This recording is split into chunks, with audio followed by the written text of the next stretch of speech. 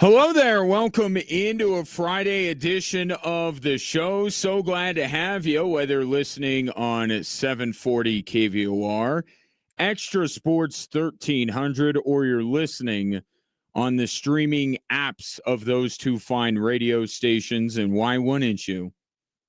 They're free to download and they're free to use, and they're sponsored by Diversus Health. Mental health and well-being for all. It will be a veritable cornucopia of sports topics coming your way over the course of the program, and I'd love to get your thoughts on this day. You could call or text them in at 719-247-1313. Producer Ray Dominguez is standing by, eagerly awaiting your communication. Now, the Denver Nuggets last night, we're heading for another loss against a Wemby-less San Antonio Spurs team. And then this version of Jamal Murray woke up in the second half. Murray three. Yeah! Denver leads it by 2. 121 to 119. Denver left for the dead. Down by as many as 20, has battled all the way back to catch a fourth quarter lead. And they would hang on to that fourth quarter lead. 136-131 was the final. Jamal Murray with 30 points in the second half, one night after he scored 30 in both halves. The entire game he had 30 against the Rockets, had 30 in just one half against the San Antonio Spurs. And it's an aspect of the Jamal Murray experience that I don't know that we've discussed as much this year as in years past. And I think it's just because his big scoring nights are more frequent. That's now 19 games of 30 or more this year for Jamal Murray. The most he's had in any season in his career, which just continues to add to what has been the best year of Jamal Murray's career, and one that he's already been named an All-Star to and probably will be named All-NBA. But this part of what Jamal Murray can do for the Denver Nuggets was easier to point out when the 30-point games, when the big scoring nights were less frequent. Jamal, there are some scores in this league where, and I'll even not even to point out anybody to try to make it sound like I'm disparaging anybody from another team. Let me just take Nikola Jokic, for example. You know, he scores 30, and you have one of two kind of thoughts. Either one, you didn't realize he had 30. That's the main thing. Most nights you look up and like, oh, Nikola Jokic had 30 tonight. Or it's just the constant, the thing that has to be there. And there are a lot of other scores in the league where their big scoring nights are frequent, but it's just what the team gets. It's what you expect. With Jamal Murray, it's a little bit different. When Jamal Murray does the things that he does, it changes the game. It swings momentum. And there's no better example of that than last night, right? He has 9 in the first half. Nuggets are down by 20. He has 30 in the second half. They rally and win. The shots he makes, it's the timing of his shots, too. The big shots that he knocks down to sustain a run or to stop a run from the opponent. Like Jamal Murray's scoring, and there's no way to quantify this, but it just kind of feels like his 30 are more impactful than other guys' 30. It sounds weird to say, but if you just watch enough of the NBA, you will understand what I am talking about. The shots he hits carry weight. And almost every one of his shots last night carried weight. And the Nuggets needed every one of those shots in order to beat San Antonio. Now, I get it's the disappointment of Wemby not being out there. And it's slowly becoming where Wemby versus Jokic is like Jokic versus Embiid. Like, are we going to see these guys play each other? We're only halfway through the season series. But those two have not yet met. But I really think what people are buying into with San Antonio is actually not Wemby. I think everyone already bought into Wemby. It's everyone else that is now making San Antonio everyone's trendy pick to knock off OKC. Because we saw what Wemby's done before this.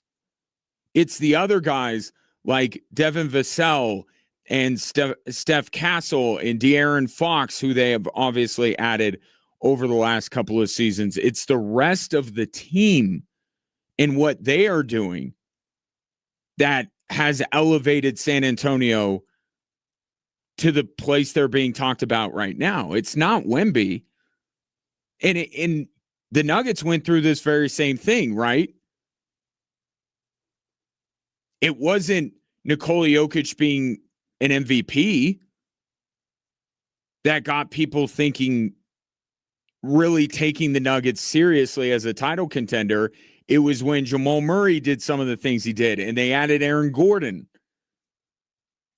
It's the other guys on San Antonio that has made them into a title contender, as brilliant as Wemby is. And I understand that the picture's going to look a little bit different, obviously, when Wemby is on the floor. But I'll tell you what, Wemby's not going out to the perimeter, right? It's going to be him and Jokic on that low block battling all night. So stopping Jamal Murray or an Aaron Gordon or a Christian Brown or a Cam Johnson out on the perimeter, that's not Wemby's job. That's these other guys. And last night, Jamal Murray in particular, but there were a lot of decent performances from the Nuggets outside of the big two. Those are the guys that are supposed to struggle with what San Antonio brings to the table. And that's why I do think that you can form a hypothesis, if you will, about what a 7-game series between these two teams would look like based on last night. Neither team was at full strength. Nuggets were without Aaron Gordon. It's going to be different. There are going to be adjustments made. But the fact that the Denver Nuggets were able to get the better of Steph Castle and Vassell and De'Aaron Fox, like these are the guys that are adding to what Wemby already was. And the Denver Nuggets bested them. And if you want to say that Wemby changes everything for San Antonio, I will remind you, or more accurately, my producer would remind you, what Nikola Jokic has done against Wemby in his career, which is dominate him. Do you have those numbers, Ray, in front of you, what Jokic does against Wemby? So Jokic has averaged 36.8 points, 11.3 rebounds, and 8.5 assists in 6 games versus Victor Wembanyama. Okay. And look, we're going to get a bigger sample size perhaps just in one postseason alone than we will have gotten leading up to that. But so far, Wemby has yet to shut down Nikola Jokic. Dare I say that those two could potentially, because to be fair, Nikola Jokic ain't stopping Victor Wembanyama either. Okay, so when you're handicapping a potential matchup between these two teams, would it be fair to say that Wemby and Jokic would essentially cancel out? And then you're left again with everyone else. And it was everyone else, specifically Jamal Murray, that may have been the best player on the floor last night, certainly in the second half, although Nikola Jokic had, another ridiculous triple-double. So I do think last night's game carries significance, and it just furthers the same thing I said on yesterday's show. Like, the issues that the Nuggets have, and 2 games, as great a wins as they were, does not wipe all that away. It still exists. But is the only team that can make them pay 4 times in one series Oklahoma City? I think that's where you kind of need to be heading right now. San Antonio may not, and this is what I've said, San Antonio very well may be at OKC's level in terms of winning a title very, very soon. But are they ready right now? Is their brand of physicality, which has given so many teams problems, is it not the right level or kind of physicality that gives the Nuggets enough problems? Like clearly OKC's does. To wit, here's Nikola Jokic talking about that very thing, physicality, and how it shifted the game in the Nuggets' direction. We started to play a little bit trippy, a little bit aggressive. Test the officials, and we were just pushing them, grabbing them, and then fourth how we started the fourth quarter, the group was really good, gave us energy, gave us momentum, and we kind of took the of the game. I forgot the word. It's okay, Jokic. I mean, there are levels to this. There's levels to the physicality. There's also levels, and this is a topic we'll get into as the show progresses. There are levels to the way that physicality is officiated. San Antonio are not the defending champions. They don't get away with as much as Oklahoma City does. And allow teams like the Denver Nuggets to perhaps, with no Shea on the San Antonio Spurs, push back a little bit more.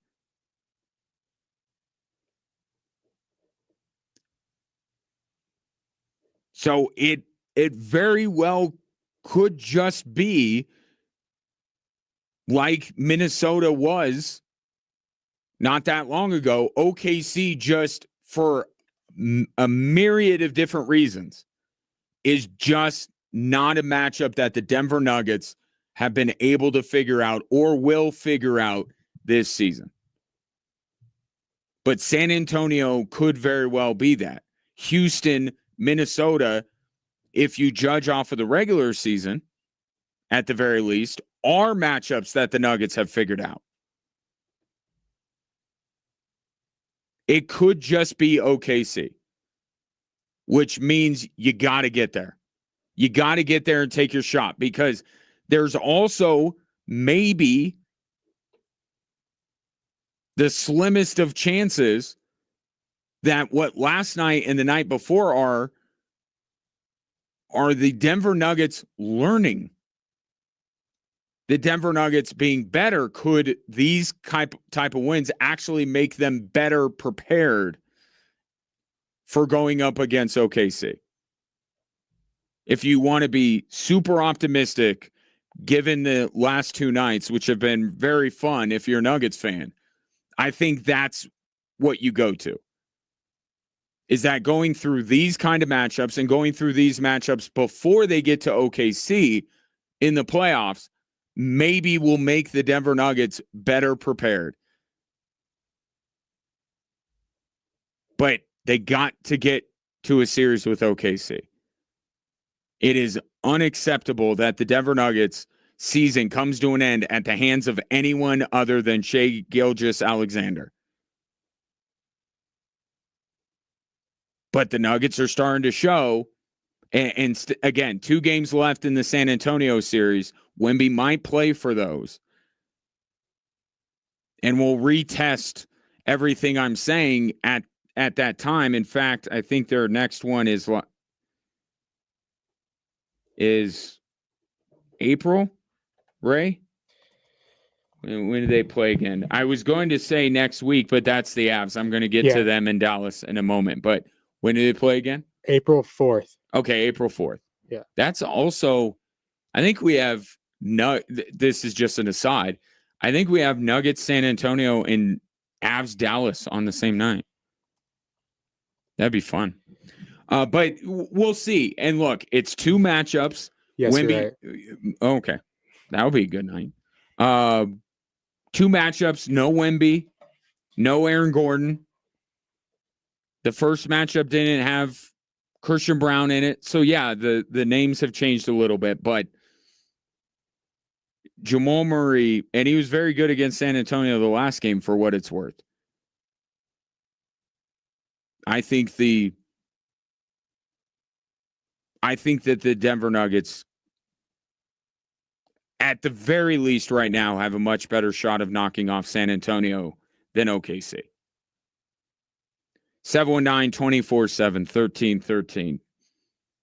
Take your thoughts on last night's win. They weren't the only team winning last night.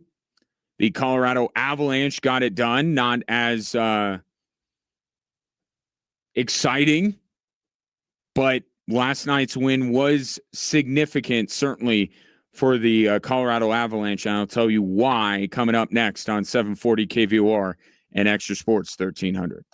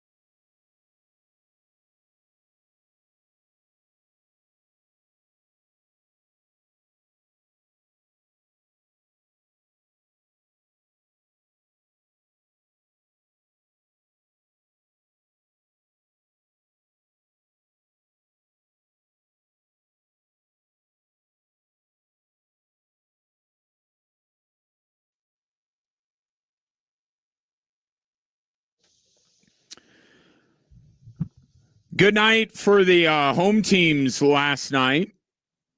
Nuggets with a come-from-behind win over the San Antonio Spurs, 136-131.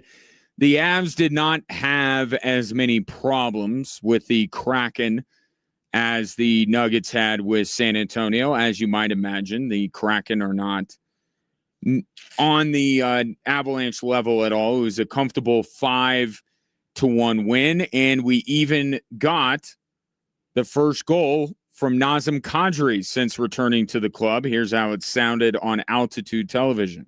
Here's McKinnon. One-timer, Malinsky, deflected, score! Nazem Kadri! Welcome back to the Colorado Avalanche. My big takeaway last night from this game are the two new additions for this Avalanche team and what they have done right out of the gate. So everyone's paying attention. Nazem Kadri has the assist against Minnesota, nothing doing against Edmonton, comes back, has a goal last night. Overshadowing, I think, what Nicholas Waugh has done. Remember, they acquired him, and we thought that was the move, was the Avalanche acquiring Nick Waugh. And then Kadri comes along, and no one's paying attention to Nick Waugh. He's got 2 goals in 3 games, including one last night.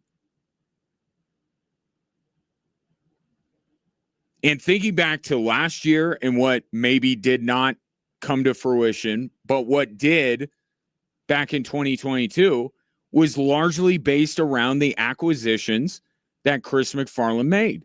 If you really think about it, right? For Brock Nelson last year, Natchez was pretty good right away. Brock Nelson, it took him 4 games to register a point, and the 2 of them combined for all of 1 goal in the Dallas series. But then you go back and think about the impact in the postseason that every single one of the guys the Avs brought in that year made. Lehkonen, Darren Helm, Josh Manson scored all 3 of the biggest goals in that playoff run. If you're a team like the Avalanche that are making mid-season acquisitions as you are chasing a Stanley Cup, you need those acquisitions to produce for you. And now you have a full year of Natchez and Brock Nelson, and both of them have been terrific. By the way, one of my guarantees from this Avs season has cashed because Marty Natchez last night scored his 30th goal of the year. But Brock Nelson and Marty Natchez have been terrific. And if you can get Nick Waugh and Nazem Kadri to produce, now this is where the Avs are really scary. But there's never any guarantee of that, especially with Nick Waugh. With Nazem Kadri, there's an expectation that he'll be able to fit right back in, right? And even Jared Bednar talked about it last night, the chemistry that Kadri and McKinnon have. And lo and behold, it's both of Nazem Kadri's, the goal that he scored and the one he assisted. Nathan McKinnon was on the other end of both of those. Now, they'll move Kadri back to center when everybody is back. But you see the chemistry between those two. And that's part of the reason why Nazem Kadri was such a huge get, because it shouldn't take him long. If you're putting him with guys that he's played with on this team, in this system, for this coach, it's going to be like riding a bike for Nazem Kadri, and that's what it looks like right now. But Nick Waugh popping up with 2 goals in 3 games, that's more to what I said earlier about pointing out Lehkonen and Manson and Darren Helm.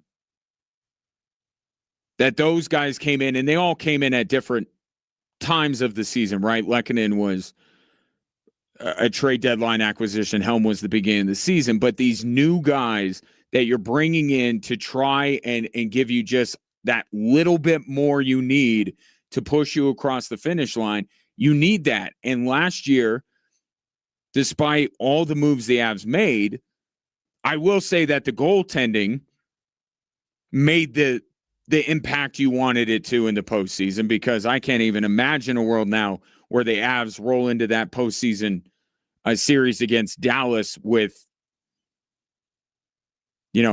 Georgiev in goal. But the skaters they brought in took a little bit more time to start producing, and when the playoffs rolled around, they didn't have a profound impact. And I don't know that Kadri or Waugh needs to have a profound impact. It's all, you calibrate it based on the significance of the additions. Natchez was filling in for Mikko Rantanen. The guy's got to make a big-time impact, especially with Rantanen on the other side doing what he did in that series. Brock Nelson was kind of the key other piece of the Mikko Rantanen deal, right? And you needed him to produce.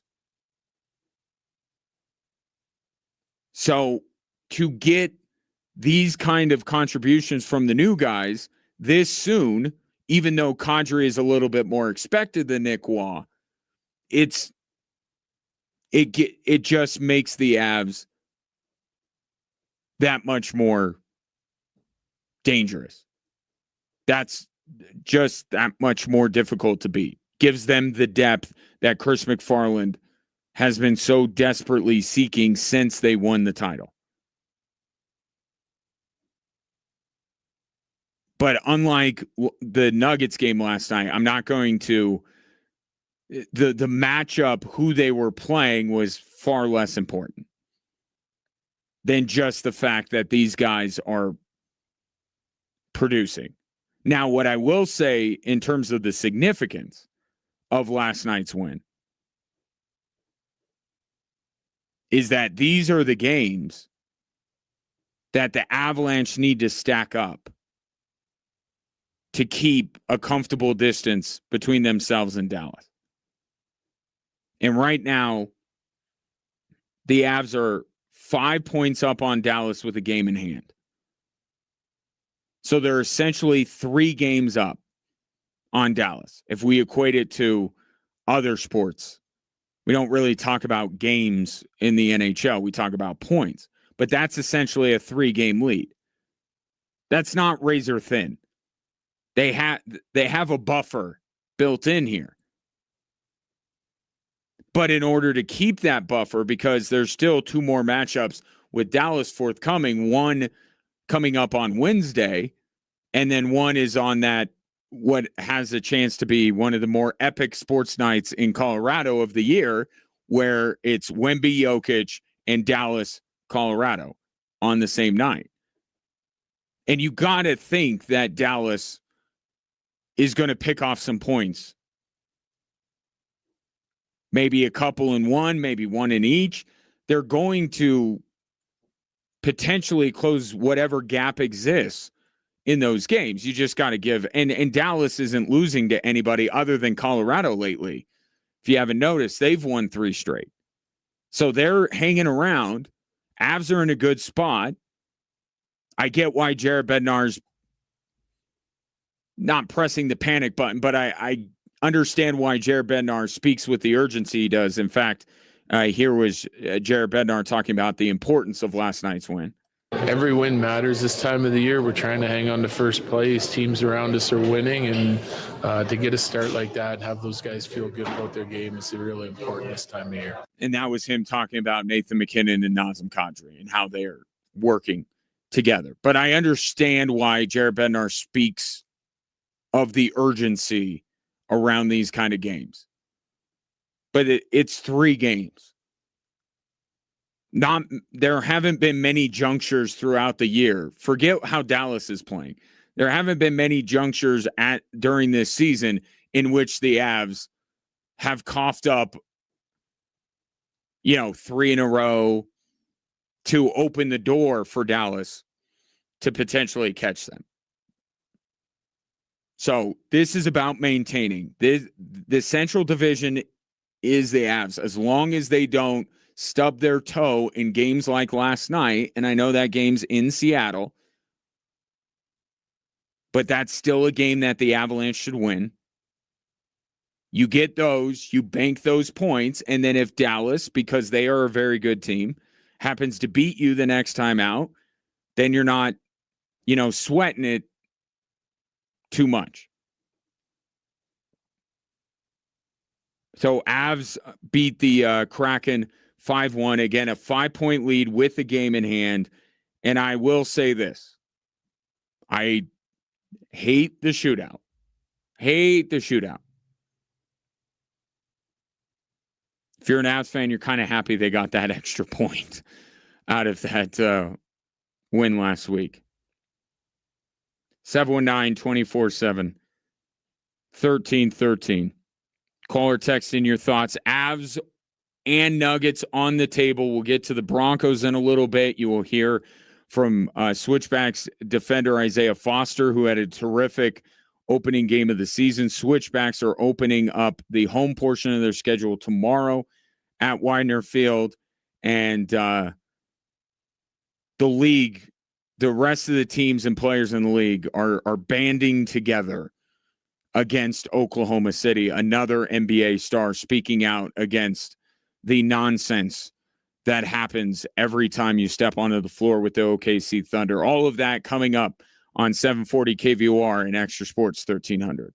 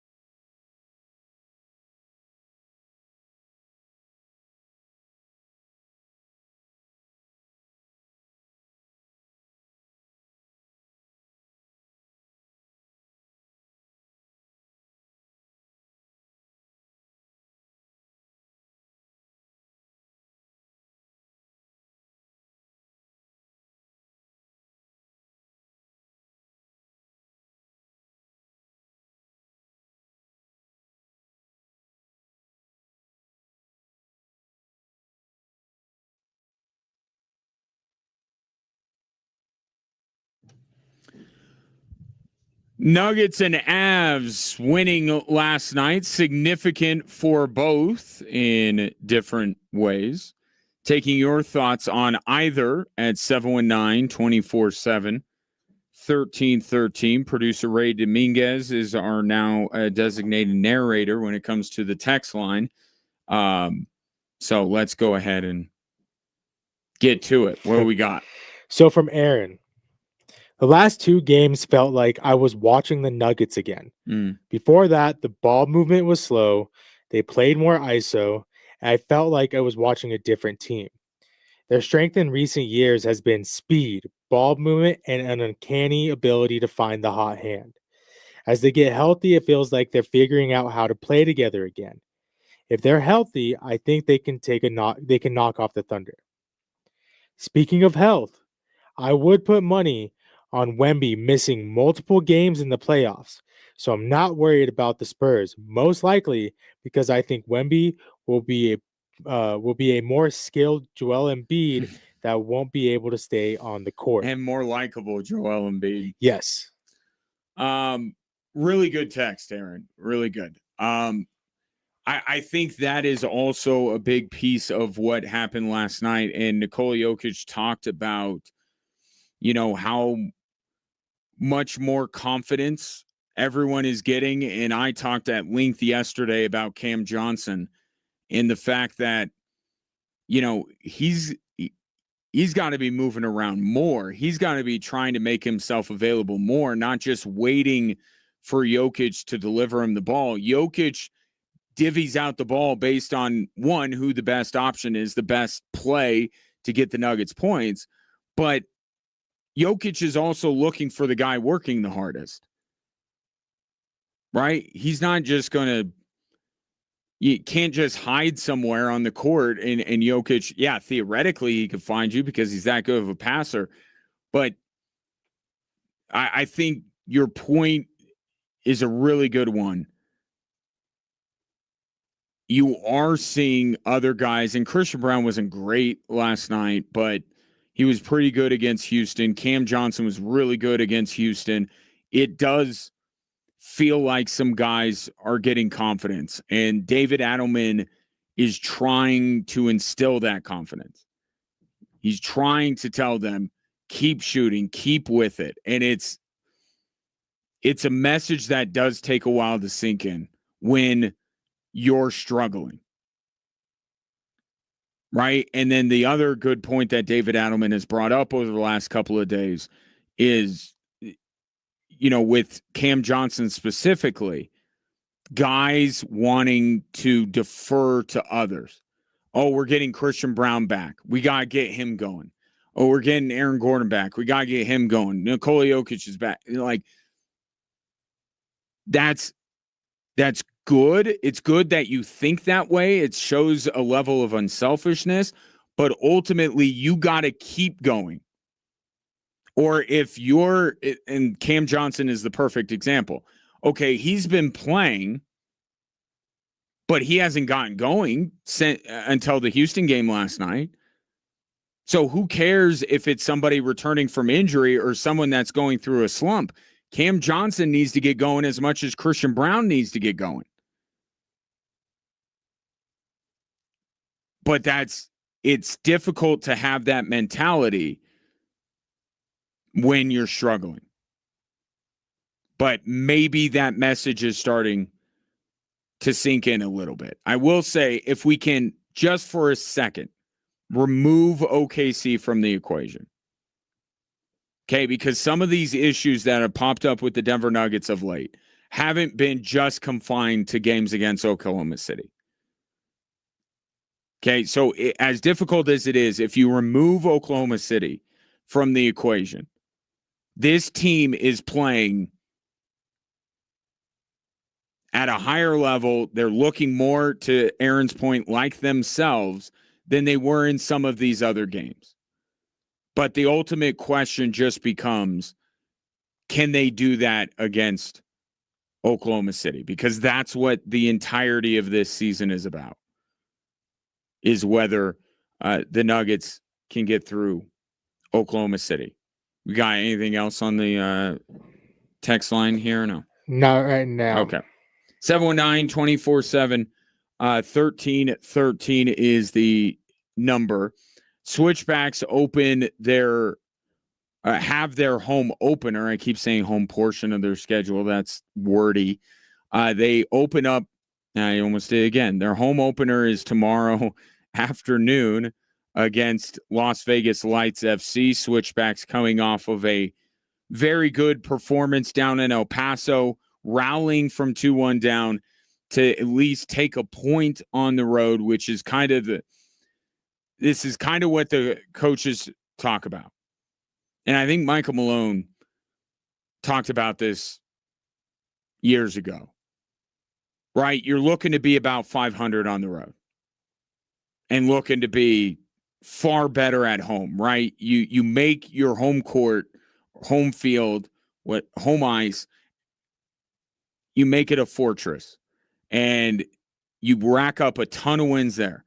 And then you go on out on the road and you say, all right, let's just split all of these.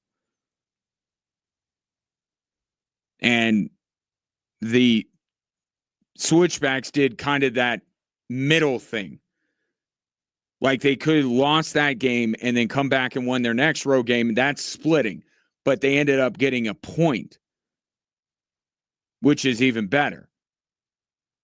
And they were feeling really good about that win. And the guy that was the star was Isaiah Foster, not an unfamiliar name to Switchbacks fans. He was here to start his career, took a bigger opportunity with MLS club FC Cincinnati, came back last year, didn't make a huge impact, but he switched his jersey. He's not 33 anymore. He's number 12. And when I caught up with Isaiah earlier today at Switchbacks training, I asked him if Isaiah Foster number 12 is a different player than Isaiah Foster number 33. Same me, just a bit more active and aggressive as I get older.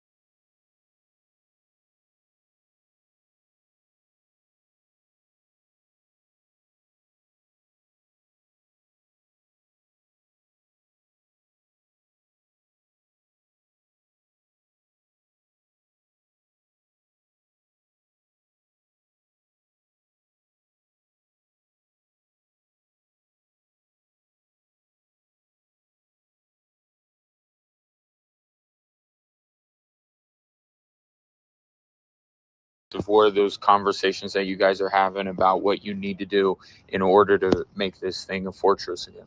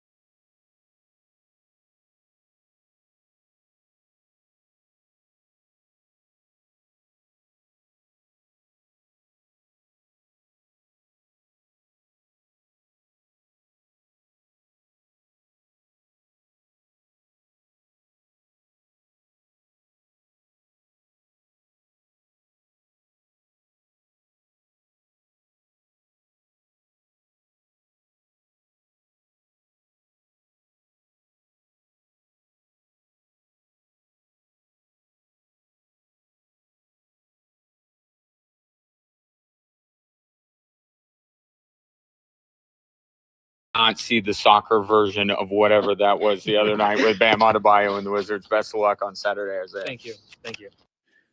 So Isaiah Foster, very quiet.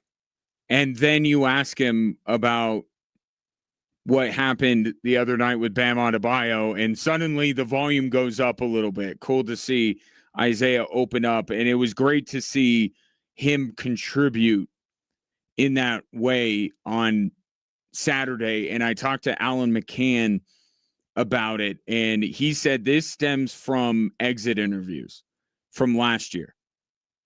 And there was kind of a thought that it was time to unleash Isaiah a little bit, but also let Isaiah know, like, hey, you're going to get your opportunity. You got to, this is what you got to do. You got to do A, B, and C in order to earn that and keep that spot. But as we were trying to figure out, who's going to be where and what the lineup's going to look like, Isaiah Foster being included in the starting 11 was not one that I was anticipating going in. And thank goodness Alan McCann had the foresight to have him in the lineup because he meant everything to the Switchbacks in getting that road point against El Paso. So the boys will be back at home for the first time this season tomorrow afternoon. It is a 3:00 start at Widener Field. Note that. And if you would like a 4-pack of tickets to see Isaiah Foster and the Switchbacks take on Las Vegas Lights, be the 13th texter to text Switchbacks and your name to 719-247-1313. That's Switchbacks and your name to 719-247-1313. If you cannot make it out, you just can't. Roland Vargas and myself will have the call for you right here on Extra Sports 1300, because if you did not know, we are once again your home for Switchback Soccer, and excited about this. I talked about last week the juice that was at Widener Field, that was amongst these players, the excitement level, the feeling that they can absolutely get back to where they were a couple of years ago. It was palpable. And I don't think a road result like that is going to do anything to tamp that down. Now we'll see what this team could do. 7-6-2 last year, the record at Widener Field. That's not nearly good enough. Getting back to what I talked about, going 500 on the road and winning 7 home wins. That's not nearly enough if the Switchbacks are going to be back to where they feel like they belong.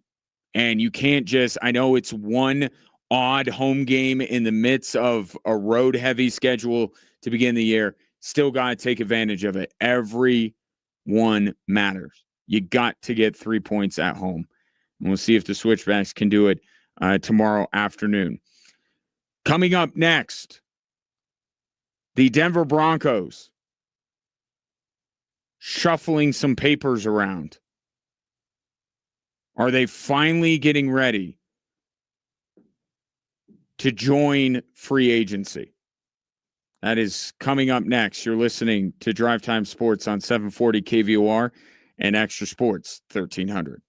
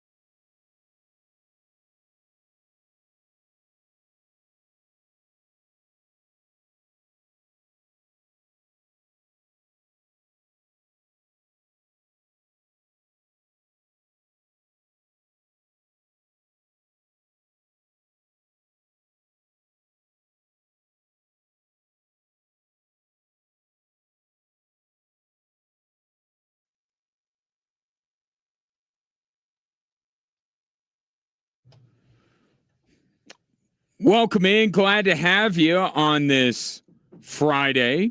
Appreciate you watching the show on our social media platforms. Our being at 740 KVOR, at Extra Sports 1300, or even if you follow me on any platforms, I'm at Twitter at Gingerly Tweets, on Instagram at GingeWatch. You can watch them there as well. While you're there, like, subscribe, and most importantly, comment, because this is an interactive experience. And maybe you'd like to interact about what is going on with the Denver Broncos right now.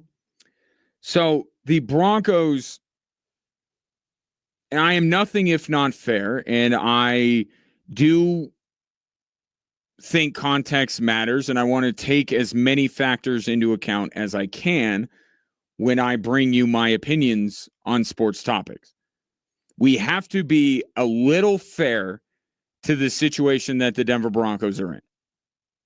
Okay? Because I feel like there's a good number of Broncos fans who felt like the Denver Broncos had unlimited funds when it came to free agency because they no longer had to pay Russell Wilson.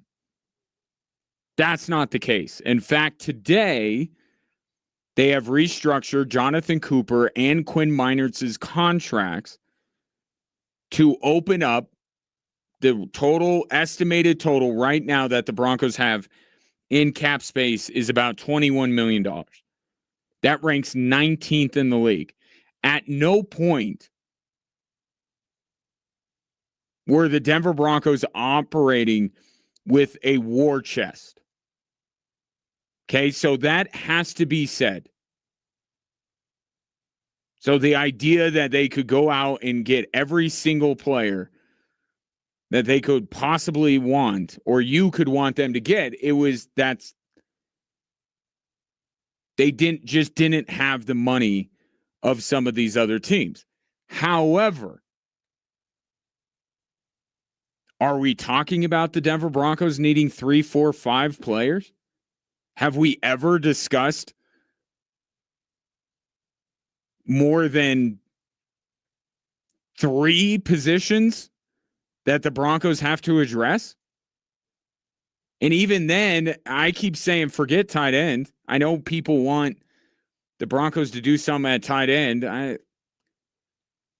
Maybe Davis Webb likes tight ends more than Sean Payton does, but it's wide receiver and it's running back. It's 2 positions. 2 very expensive positions, I grant you. But we're talking about the Broncos, and where I was at was just get Kenneth Walker. Get Kenneth Walker. That's who you need more than anything else. Sure, there would be a little disappointment if the Broncos did not go out and add a pass-catching weapon for Bo Nix. But you would have Kenneth Walker. You would have the thing that they needed more. So even though the Broncos don't have an endless supply of free agent money, they don't have zero. And they didn't have zero before they restructured the contracts of Quinn Meinertz and Jonathan Cooper. So I think adding the context is important, but it should not move you off your spot, which is the Broncos should be doing something. Now, the question is this the Denver Broncos either A, getting prepared to make a significant addition, or B, them realizing that to get any business done, they're going to have to open up more space? Because I think what really you need to ask with Kenneth Walker, but especially Travis Achan, did you catch that today? The new running back in New Orleans that was previously employed by the Jaguars, his name is Travis Achan, not Travis Etienne. And I see a bunch of people in my line of work, broadcasting, saying, see, this is why you do the homework. It drives me crazy that these people aren't willing. Well, where were the Jaguars over the last 4 or 5 years saying, hey, you're talking about this guy, especially last year, you're talking about this guy. Can't they they tweet out about everything? Can't they tweet out, make sure you call him Achane? Like, don't do the self-righteous, like, do your homework. The team that employed him never thought once when he was playing to mention that we have been saying his name wrong. Like, this isn't on broadcasters. We're not all going to look up the game day notes of the Jacksonville Jaguars and go to the pronunciation guide. Hey, this guy that's been called ETN, I just want to double check that it's ETN. Like, I do that before I call a game for the Switchbacks or for Air Force Women's basketball, but I'm on the call. And if I find something interesting, oh, it's not Milani Perry, it's Milani Peary, I will be sure to let you know. And you know what else? Air Force will let you know. How could the Jaguars allow this to happen? That everyone has been saying his name wrong. This isn't on broadcasters or media types or fans. This is on the team.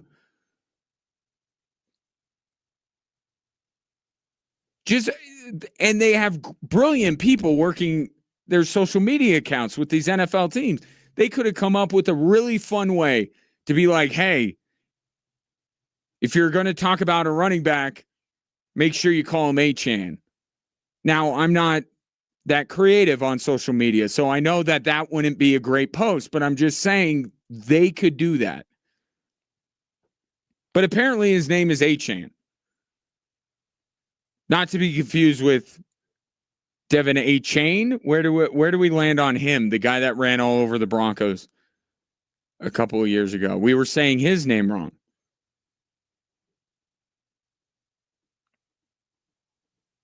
And I know for a fact that the Broncos have done this. The Broncos have done this with Jaquan. They did this. Let everybody know, hey, you're saying his name wrong. I digress, because that's not what I want to bring up. But I just saw it, and I was like, shouldn't that be on his employer to put that out there and say, hey, this is how you pronounce his name? But with Travis Achane, was it truly the lure of going back to his home state of Louisiana, or was it $13 million a year? What truly was it? Because Achane said this today, and I don't expect him. He's going to talk about coming home. Okay, that's what he's going to talk about. That's what he's going to say was his main motivation.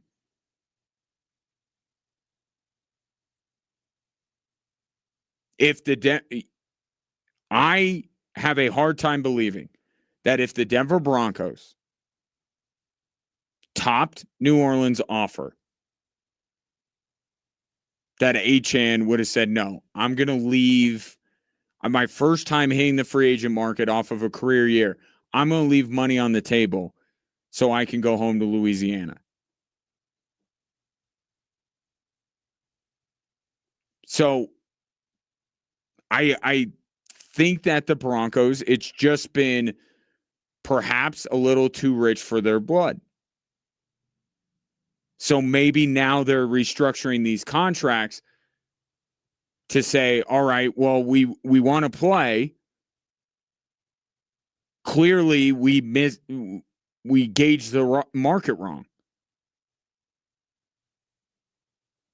And now we got to open up more money to be able to conduct the business that we want them to, whether that means they're loading up for a big name or just moving money around so that they can start signing outside free agents. It still is a bit of a screw up on the part of the Denver Broncos, isn't it? If they misread the market and we're floored by the fact that Travis Achan or Kenneth Walker got the money that they did, that's on them. They're supposed to know what the going rate for these guys would be. So any way you slice it, this has been a failure of a start to free agency. Because either they're being too frugal when they shouldn't be. They misread the market, so they're getting outbid by everybody, which is a problem. Or option 3, which given the head coach of the Denver Broncos, you don't put past them, they feel like they don't need anybody.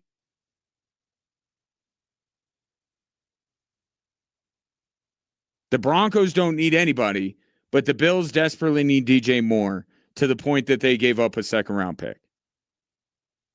The Broncos don't need anybody, but the New England Patriots, the team that beat them in the AFC Championship, went out and got Romeo Doubs, and there is a little tidbit that the New England Patriots might not be done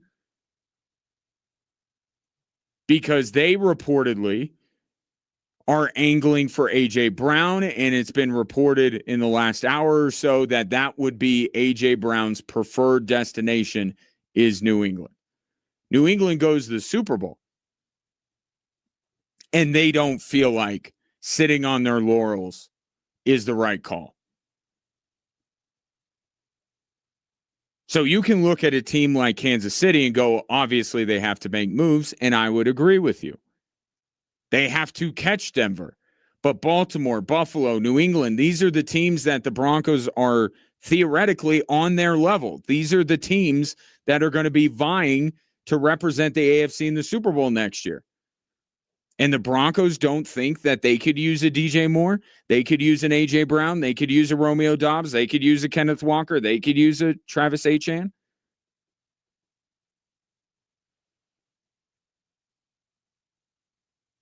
It's got to be one of those three. Not willing to pay the price. Not understanding that that was going to be the price. Or not wanting any of these guys in the first place.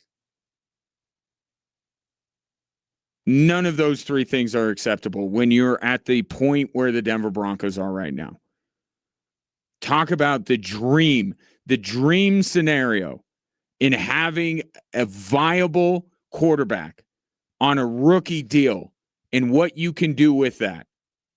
And the Broncos are just letting it go. You know, Bo Nix is due for an extension after this next season. Right? It's coming up. The Broncos don't have many, even at $21 million, they don't have many off seasons left like the one they have right now. Life is about timing. The timing is right in so many different ways for the Denver Broncos to strike. And that's why all of these national NFL insiders were saying, look out for the Denver Broncos, because they identified this being the right moment. And I'm not talking about every free agent that's gone off the board. Not every guy is worthwhile for the Denver Broncos to pursue. We're talking about a small number. But we're talking about a small number that, except for Achan, who decided to go to New Orleans, we're talking about guys that are going to teams that the Broncos are going to run up against at some point or another. And could keep them from getting to where they want to go. So we'll see. And I left open this possibility when we were discussing this yesterday. Maybe the Broncos do have a move planned.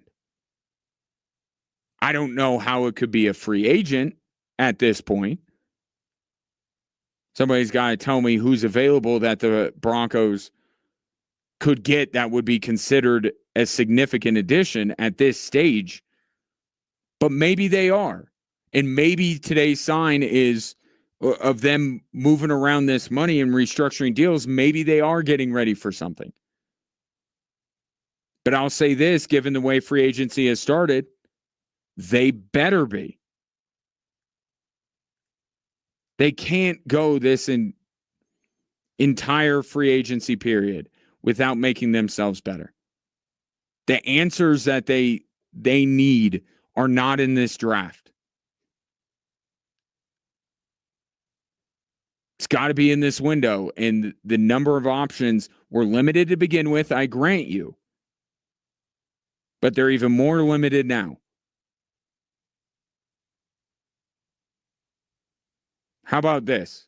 Another team just popped into my head, and it might leave my brain by the time I come back from commercial break. So A.J. Brown reportedly wants to go to New England.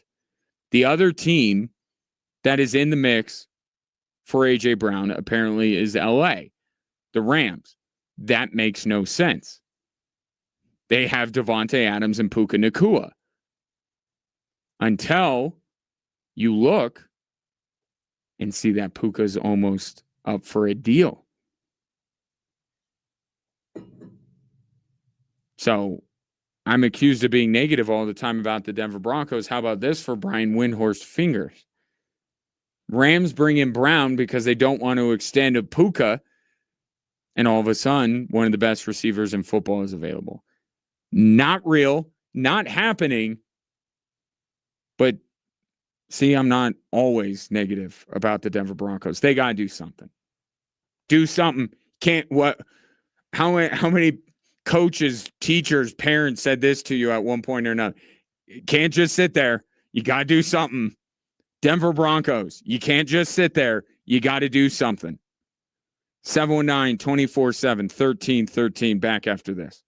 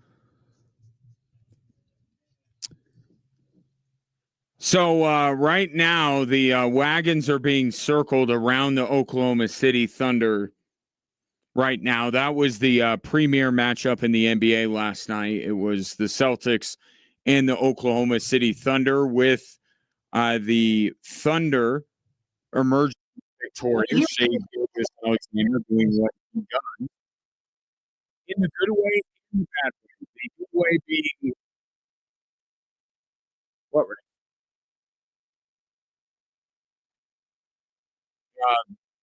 SGA doing the things that he does well. What we have an audio issue or what? Oh, I'm just worried about that. So SGA doing the thing he does well, which is and the best players on planet Earth. And the but he's also doing the things that he does very well that we don't like, which is foul baiting. And again, foul baiting at the most crucial moment of the game and added Jaylen Brown, Celtic star, to the list, the ever-growing list of players that have had enough. Foul baiting.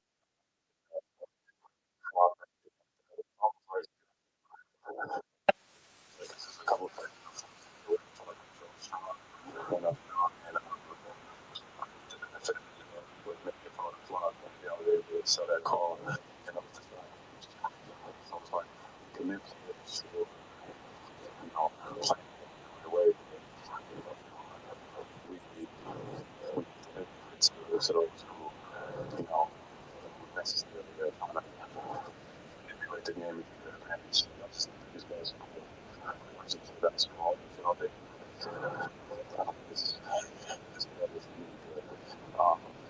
we played good tonight. That at the end there. I thought we played good. Look, you know where I stand, and Jaylen Brown is kind of hinting at it a little bit too. The bigger issue is the inconsistency between the way that OKC is officiated on defense and the way they're officiated on offense, specifically when FGA has. That's the bigger issue. And I would say that I have less of a problem with Shea doing what he does if players would get, and Jaylen Brown's not one of these kind of players, but if other players, Luka, that do this other stuff would get the same thing. And I think this conversation has reached a new point here with what Jaylen Brown said last night, because I had the same realization that we are coming to. It's kind of like the screaming kid in the misbehaving kid at school. You can blame the kid or you can blame the parent. Of all the things that Adam Silver is trying to fix, why doesn't he go to his head of officiating and say, cut this crap out? Tell your referees to not allow Shea Gilgeous-Alexander to do this. The appetite is there for it. What's the benefit at this point? Like, why is the NBA a better product? Because I'm totally fine. I want consistency. That's what I'm looking at. If SGA's not going to get those calls, Jokic shouldn't get those calls, Luka shouldn't get those calls, Harden shouldn't get those calls. I'm fine. I'm just saying everyone needs to be treated the same. Is there such a thing as a star whistle? There always has been and always will be. So if you're a star, you should get that whistle. Or you could go the other way, which is the way that Jaylen Brown, I think, is trying to push the league to say, don't let anyone get away with something. Like, why can't Adam Silver? And it does seem like an easy enough fix, because you may not know some of the referees from back in the day, but do you think, we had Yeah, we've perpetually had SGA, but Bam Adebayo the other night. Do you think there would be any NBA game that you would ever watch growing up? Let's take a 10, 20, maybe even 30-year stretch. 90s, 80s, go on back depending on your age. Do you remember a single game in which somebody got 42 free throws? I can't. And is it because there was less contact in the NBA back then? No. No, it was the referees weren't willing to call that many fouls. What is to keep NBA officials from being empowered to not blow the whistle on some of these things? Again, SGA is the poster child for it, but I'm saying across the board. Don't let Jokic do that thing where as soon as he feels a hand on him, he's automatically chucking it up from the opposite free throw line. Don't let him do that. Don't give him that. That's fine. Cut down on the absurdity. This seems like the easiest win that Adam Silver can get. The draft, the lottery, tanking, all that stuff is insolvable. This is all tell the referee. Don't call these things. And the idea that reputations don't matter, they absolutely do. Don't tell me that a referee goes into a game with OKC with his mind completely wiped of any previous history of what Shea Gilgeous-Alexander does. Reputations matter. They carry over from one game to the next. They impact officiating. So this is what I am proposing. What Shea has done in the past, let it impact your officiating and don't give him those calls.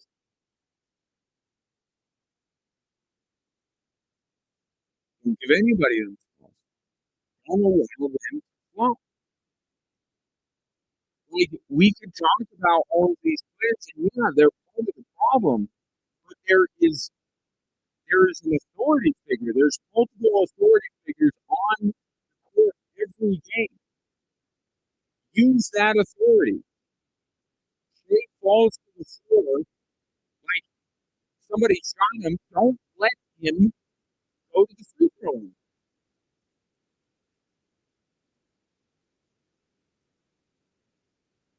Don't let him do it. Jaylen Brown, I don't know if he's a powerful enough voice, but it seems like the voices are growing in number. Yeah, I look at it kind of like the Denver Broncos and free agency. You got to do something happens over. You can't just sit there. This is happening. Why is this being allowed to happen? And how do you fix it? Because what's going on with tanking teams, you can't fix that. And also, we really don't care that much about tanking teams unless they are in a game where a guy is foul baiting to go to the free throw line 42 times so he can pass Kobe Bryant. But no one cared about the Miami Heat Washington Wizards game until you let that slop happen. And look, the Heat are more to blame, I would say, in that scenario, but the referees played a part, continuously calling those fouls. But where the stuff that Shea does, and yeah, Shea is the poster child for it. He's not the only guy. But why he's kind of in the crosshairs is because every game OKC plays is a big game. They are the defending champions. They are being watched closely. They are on NBC. They are on ESPN. The Jazz doing their thing was beyond the pale. But these teams that are tanking, we don't really care. We care about the games between OKC in San Antonio, OKC in Boston, Boston and Denver, Denver and LA tomorrow night. Those are the games we care about. These are contenders. These are beautiful games. And the product is suffering greatly because you're allowing for this to happen. What's to keep the NBA from going to their officials and saying, don't call these? Are they gonna? Is it gonna be a zero tolerance policy to the point where it's gonna be eradicated? But can you cut down on it enough so that it's palatable? So it's not so egregious that the biggest talking point after all these games is flopping. It feels like one of the more fixable issues going on right now in the NBA compared to gambling and tanking and the draft and all of this kind of stuff. I'll take your thoughts. 719 24/7 1313 back after this.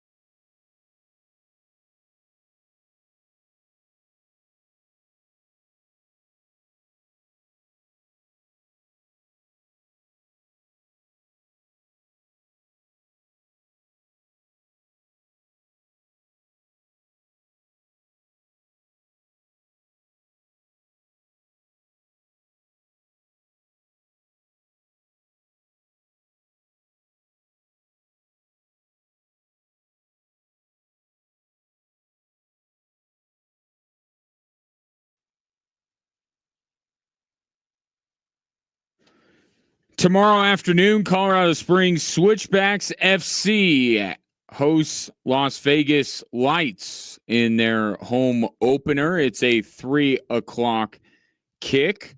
All sorts of St. Patrick's Day things and food are happening at Widener Field. If you would like to go spend an afternoon cheering on the Switchbacks, I got 4 tickets for the 13th texter to text Switchbacks in their name to 719-247-1313. Got something else when it comes to the flopping stuff, which again, the Jaylen Brown and the Celtics complained about last night. But first, some significant reporting out of the NFL. Ray Dominguez at our news desk it's like tiny desk on NPR, but Yeah. It's the news desk. What's being reported? So Diana Rossini has reported after serious conversations with both the Rams and the Patriots, the Eagles will not trade A.J. Brown at this time, according to multiple league sources. Both teams remain interested, but no move is imminent. If a trade were to happen, it would heat up likely closer to June 1st. So the Eagles, and we knew this for a while, Howie Roseman was asking for a lot for A.J. Brown, and he clearly hasn't gotten it, nor should he get that.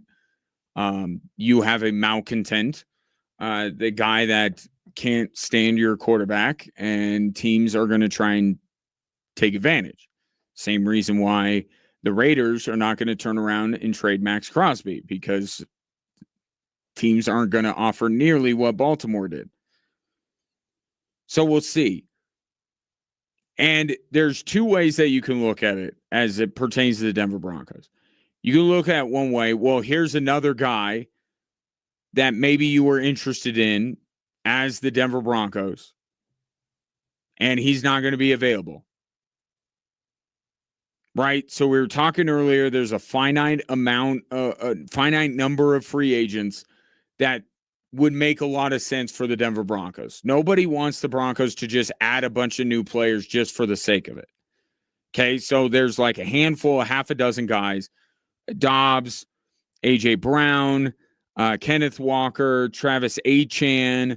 Who am I missing, Ray? Who's been another guy thrown around? Maybe a David Njoku at the tight end position. There's not many guys is the point. And here's another one that's off the board for now. Okay? And that's one way you could take it in how the Broncos are striking out is they're not seeing a lot of pitches, I guess, to use a different sports analogy. Right? There's only so many guys that they're even interested in. And a couple of them were overpriced in the Broncos' mind. One guy's not leaving. So who are the Broncos supposed to get? But notice that the reporting, and Diana Rossini is one of Sean Payton's buddies in the reporter space. Notice that the Denver Broncos were not mentioned. It was the Rams and the Patriots from someone who is as well connected with Sean Payton as anybody. So I think the way I look at it is the Broncos aren't even really that interested or weren't that interested in A.J. Brown to begin with. And he's one of the more controversial, if you will, potential additions to the Denver Broncos, because when I said that the Broncos should trade for him, I got a decent amount of pushback from you. So I understand not everybody is in lockstep about adding A.J. Brown.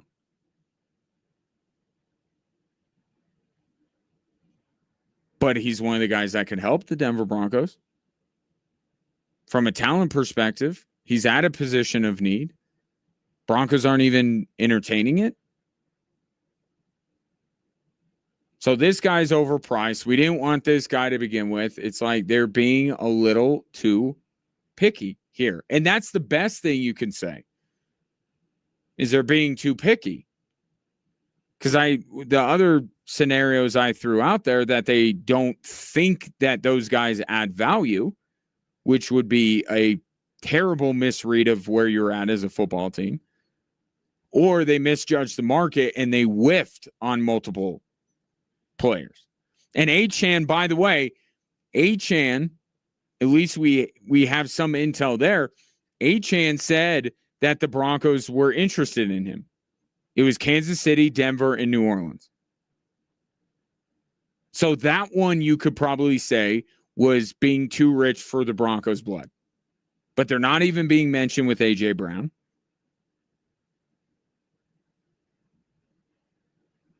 And there was like a little blurb about Broncos maybe in Kenneth Walker very early before the legal tampering period started.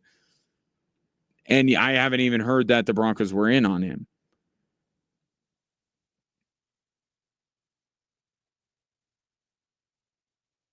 But even if the number of options, and that's the other thing too, not to make this a Econ 101 class, but when there is scarcity in the market, the price goes up. So the Broncos have to understand that if they want to make an impact signing and make their team better, they're going to have to pay for it. And probably as you go down the list, it's probably one guy it was too much money, the other guy they're not really interested in, and this guy. So it's probably different reasons for all of these guys. But if it's just money, when it came to the two running backs, like, what did you expect?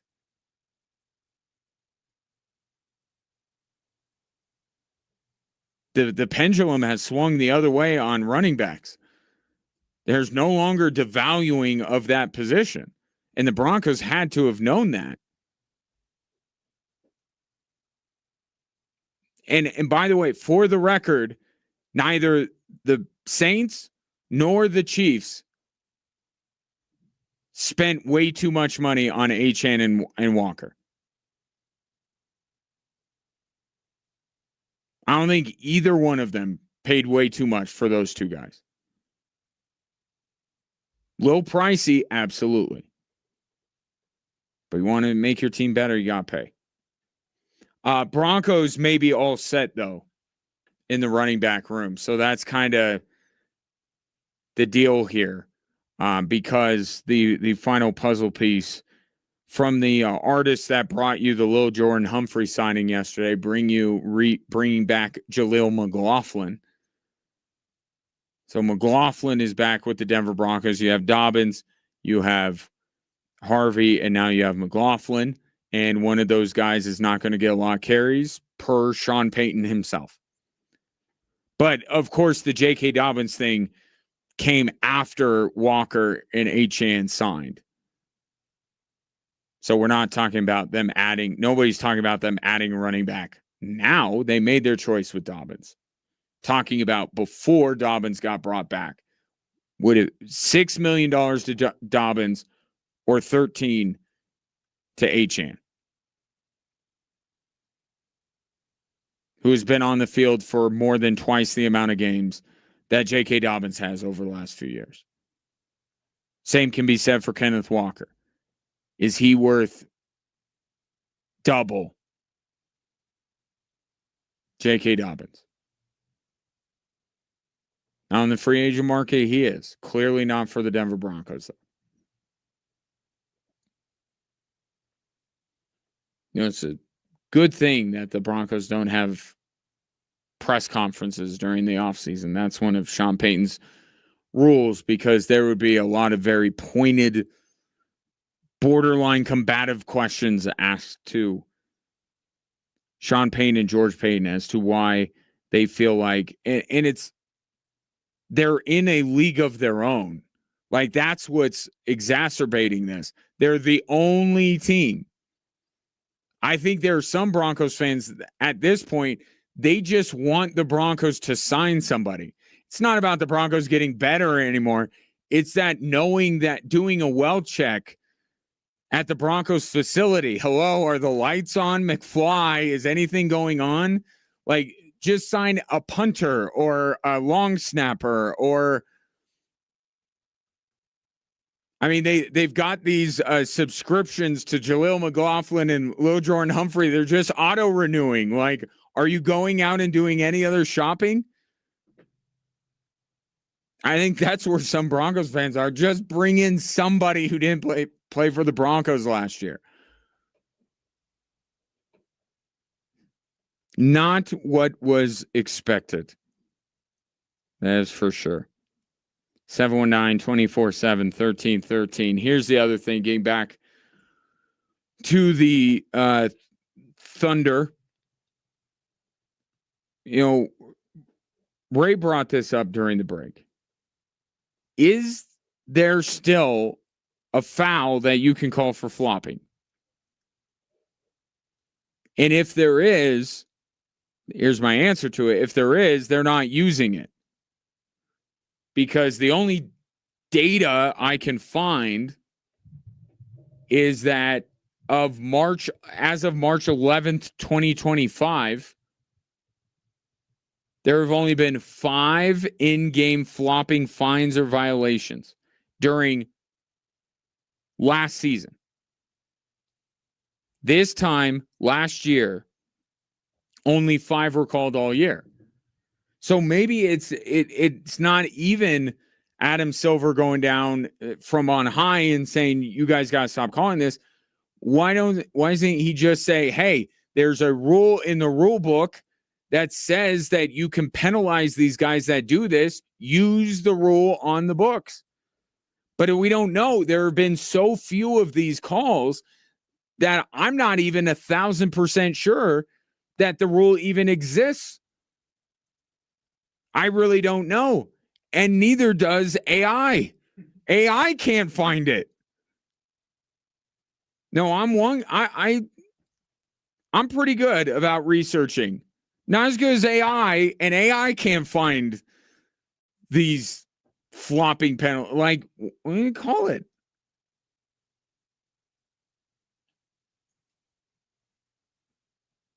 So many problems with the NBA. One of these things has got to be fixable. And I think Adam Silver's got his sights pointed in the wrong direction. Was he want to like abolish the draft, right? That's what he's angling towards. That'll fix things. Nothing says I messed this up more than basically eliminating the draft to fully swing the NBA back to the David Stern era. Like that would be the number one best omission that Adam Silver just completely messed up this league. Is the fact that he just does something radical like this to completely turn back the clock and go back to when there was 5 teams, if that, on a yearly basis that could actually win a title. Now, we may thin out the herd a little bit, but legitimately, couldn't you, OKC, Denver, San Antonio, Houston, Minnesota, some people are trying to make the Lakers one of these, New York, Boston. And we're at the end of the year. How many teams have dropped by the wayside that we thought at one point? Detroit, there's another one. Yeah, abolish the draft and have every player go to 3 teams. That'll work.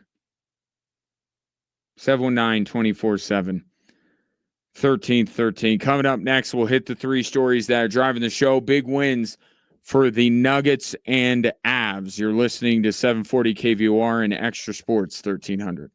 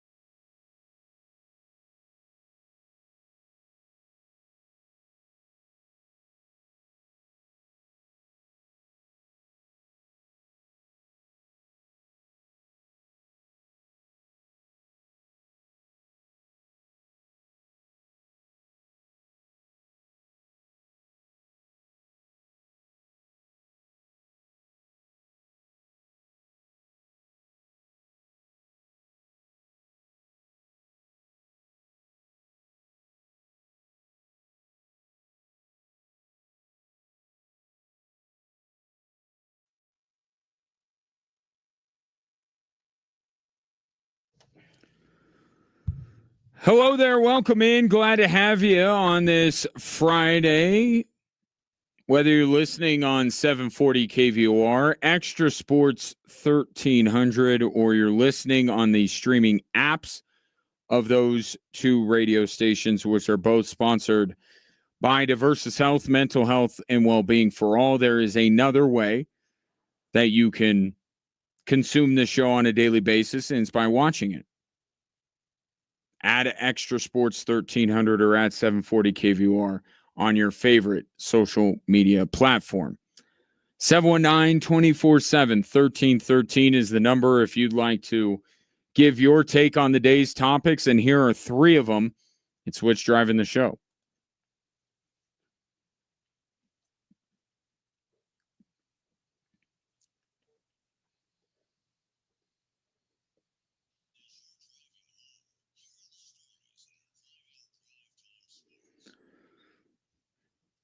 It was a good night in Colorado sports last night. We start with what the Nuggets did. Murray three. Yeah! Denver leads it by 2, 121 to 119. Denver left for the dead, down by as many as 20, has battled all the way back to catch a fourth quarter lead. Altitude Sports on the call, as heard on Extra Sports 1300. 136 to 131 ended up being the final. Jamal Murray, with only 9 points in the first half, scored 30 in the second half.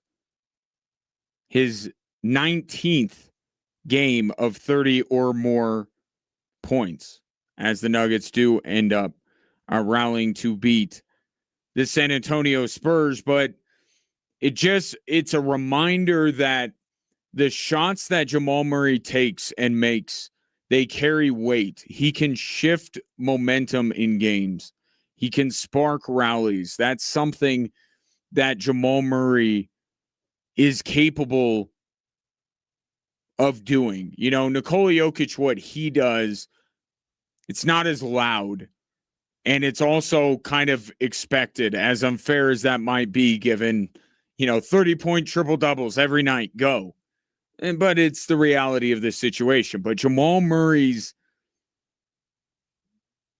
every one of the shots when he's on one of these heaters feels like it means a lot. And it certainly did last night. Now, I know that San Antonio did not have Victor Wembanyama. But I do think you can look at last night's game and the way the Nuggets won and say that who they beat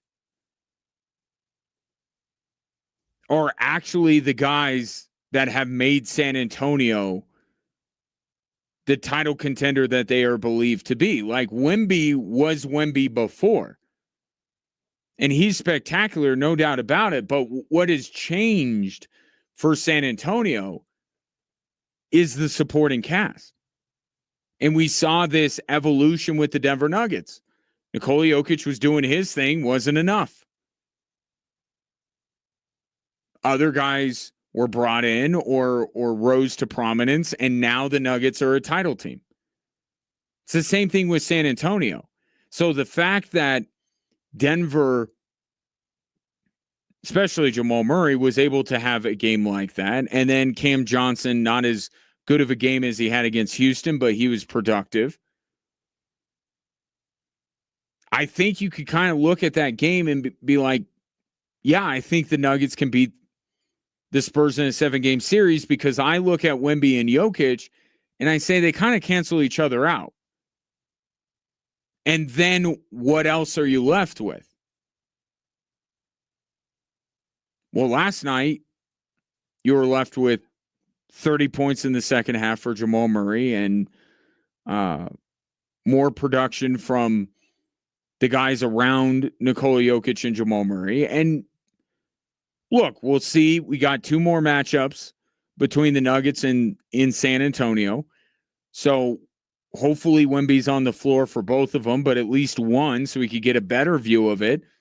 But I really think it's the emergence of Steph Castle in year 2 and De'Aaron Fox being there for a full year, and Devin Vassell, those guys and how they've raised their game is why people are falling in love with San Antonio beyond the Wemby of it all. And those were the guys that you saw the Denver Nuggets be able to get shots up against, make shots, defend in crunch time. I think the last 2 days is pointing you in a direction of the Nuggets may not win a title this year, but the only team that's going to keep them from it is OKC.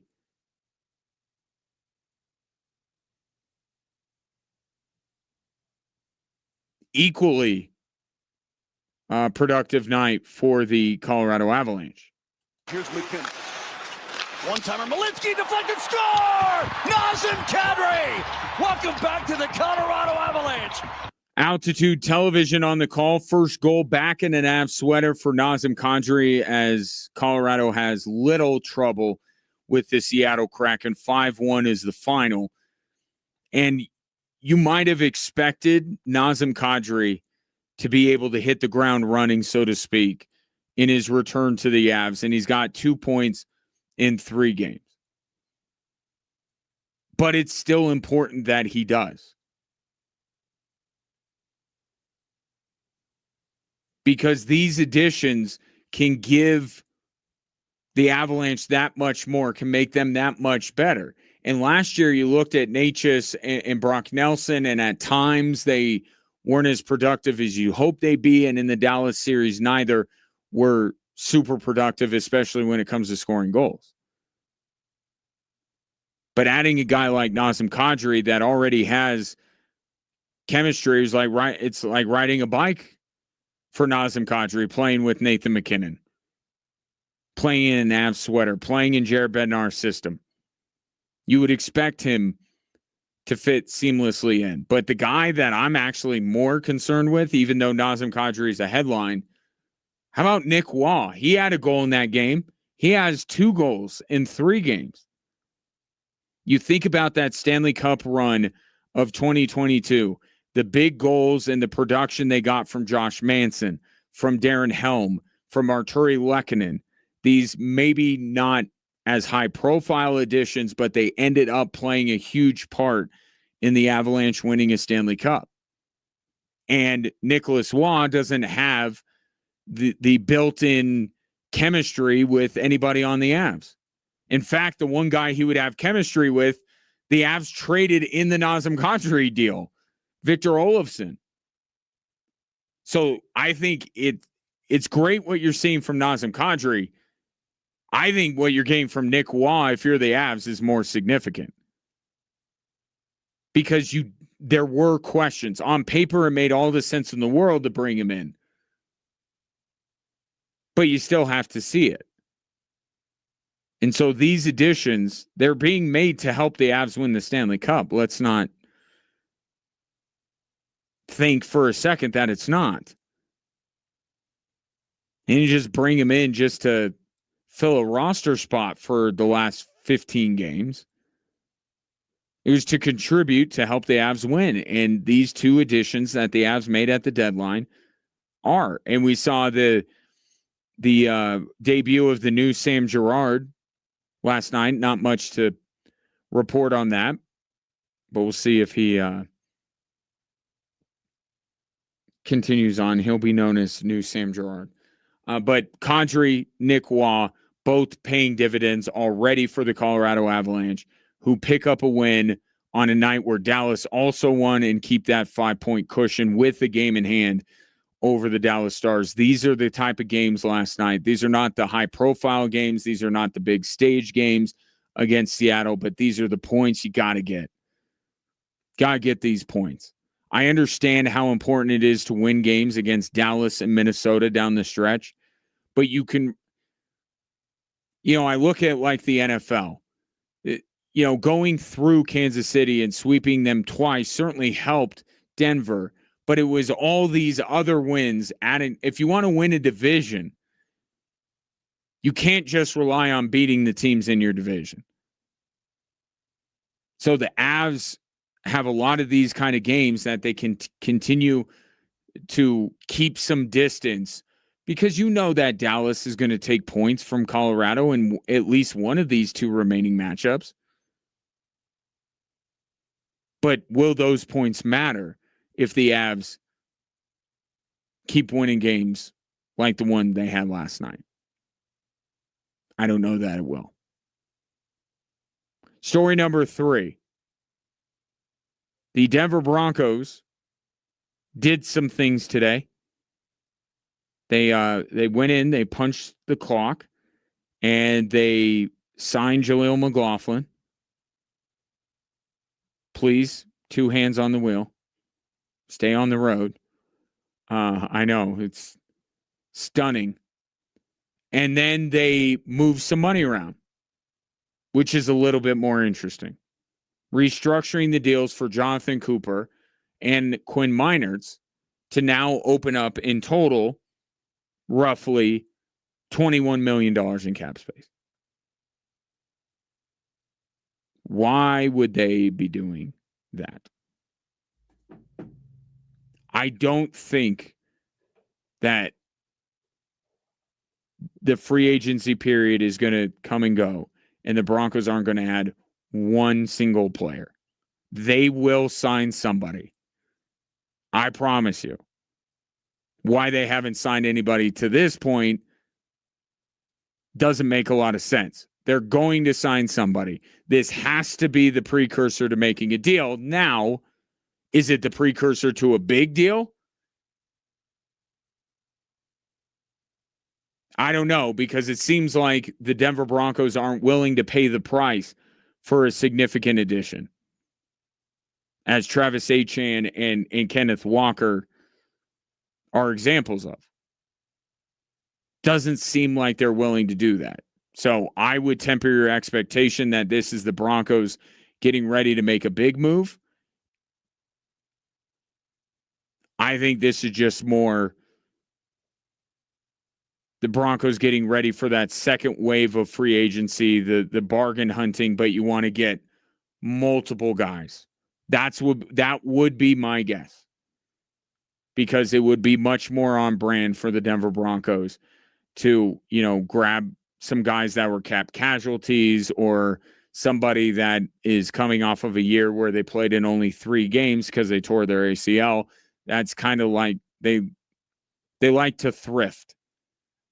They shouldn't be in the thrifting business. Like, you can still thrift, that's fine, but like, now it's time to spend some money. Still waiting for the Broncos to do that. But I think this restructuring means that a move of some kind, a signing of some sort, is not too far off. But as I say that, we have been wrong before about the Denver Broncos and what they're planning in free agency, haven't we?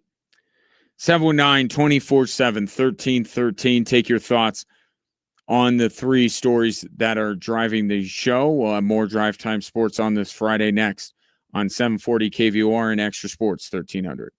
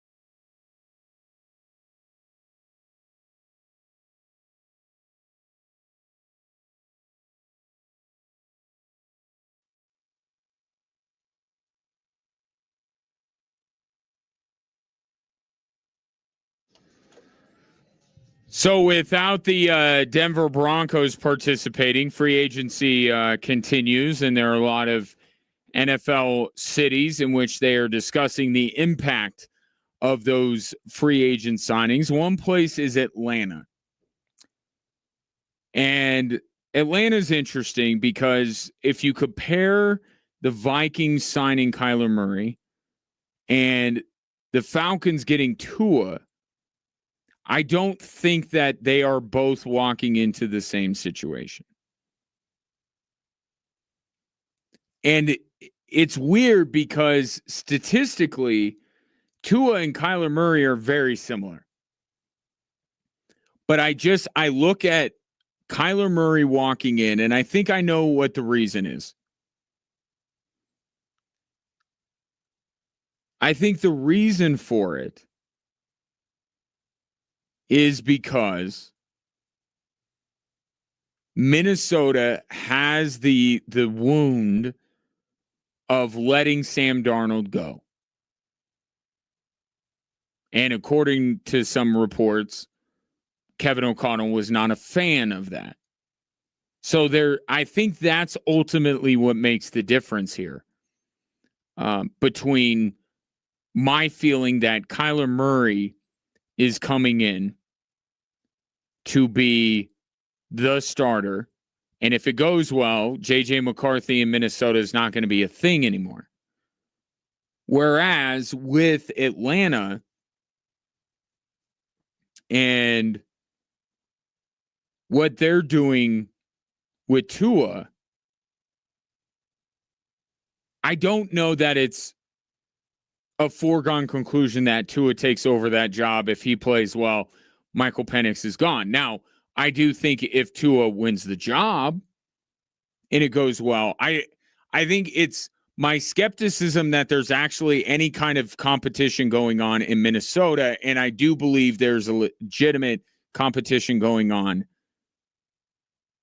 in Atlanta. I think they want to see Tua and Michael Penix side by side throughout a training camp and make a decision. I mean, they're both left-handed. I mean, what better picture can you get than two guys that would run your offense the exact same way, Kevin Stefanski? And certainly Kevin Stefanski is not adverse to having a quarterback competition. You would think he'd be tired of it, but apparently he's not. And the word out of Atlanta is that this is a competition, and I believe that it is. I think Kyler Murray is being brought into Minnesota to take J.J. McCarthy's job, and Tua is being brought into Atlanta to merely try to push Michael Penix. And Michael Penix hasn't done anything to say he's way better than J.J. McCarthy. But I think the belief in Atlanta is they may still have something with Michael Penix. I don't know where the belief level is in Minnesota when it comes to J.J. McCarthy. So the Atlanta general manager saying that Tua will compete with Penix. I think, and it's also the hope. What the hope is, right? Take away what they're saying. What are they hoping will happen? If you're Atlanta, if you're Minnesota, what do you hope transpires? All options are on the table.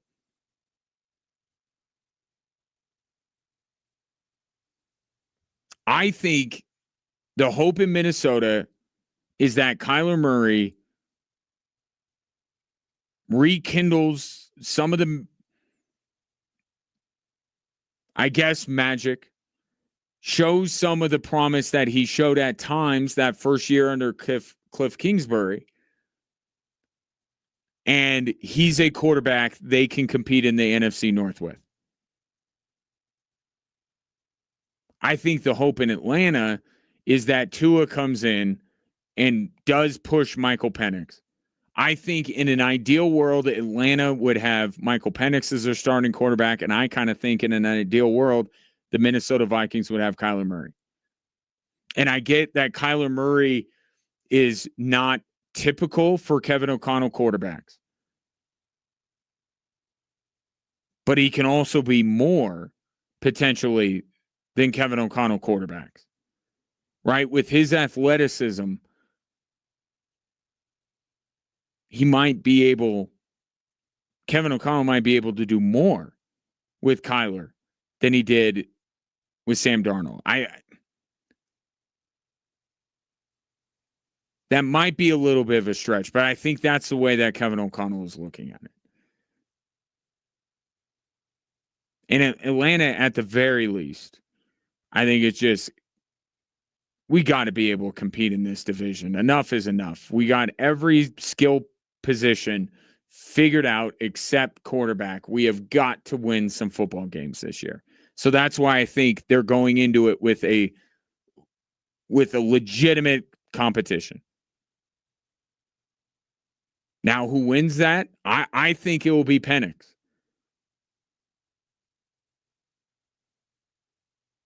I think Kyler Murray is the week 1 starter in Minnesota, and I think Michael Penix Jr. is the week 1 starter in Atlanta. Because I know statistically, again, Tua and Kyler are similar. I think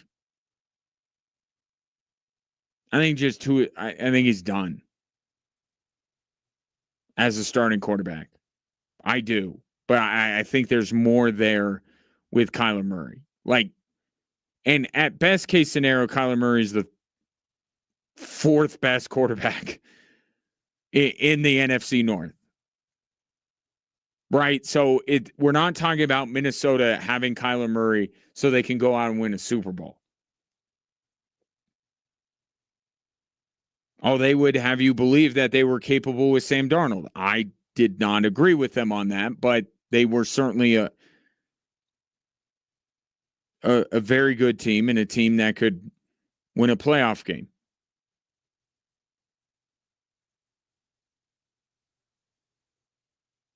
But I think there's more there to get out of Kyler Murray than Tua. And Tua his demise in Miami was a little bit more high profile than Kyler's in Arizona. Seemed like we were every day something with Tua and Mike McDaniel and the Miami Dolphins.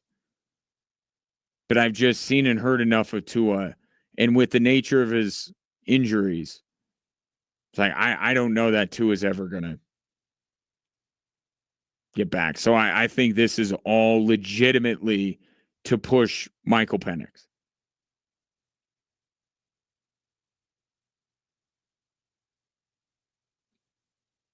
And now I guess what are we waiting for on the quarterback market here? Daniel Jones is going back to Indy, so it just Aaron Rodgers. We're all waiting on you again.